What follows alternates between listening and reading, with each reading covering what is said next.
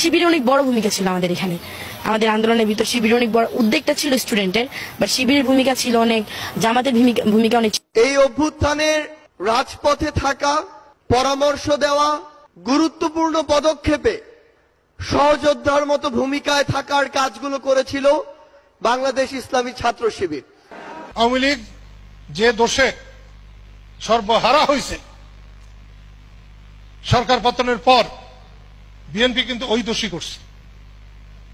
জামাতরা কিন্তু baby taxi stand দখল করে নাই, বাজার দখল করে চান্দা উঠায় নাই, এটা কিন্তু বিএনপি করছে। আমরা মুসলমান, এবার জামাতে ইসলামকে আমি ক্ষমতায় দেখতে চাই। No more Awami League, no more BNP, no more Jatiya Party. আমাদের যে ওলামায়ে কেরামগণ মাঠে আছেন, যে রাজনৈতিক দলগুলো আপনারা মাঠে আছেন, এবার আপনারা কোনো রুটির টুকরার জন্য লড়বেন না, এবার পুরো রুটি নিয়ে লড়বেন। প্রত্যেক আসনে প্রার্থী দিবেন আপনারা। আমাদের টার্গেট হচ্ছে এখন একটা ইসলামপন্থী সরকারকে রাষ্ট্র ক্ষমতায় নিয়ে যাওয়া। আমরা চাই বাংলাদেশে এখন একটা ইসলামপন্থী রাষ্ট্র ব্যবস্থা গড়ে উঠুক, ইসলামপন্থী সরকার শাসন ক্ষমতায় আসুক। এটার জন্য আপনাদের সবার ভূমিকা আছে।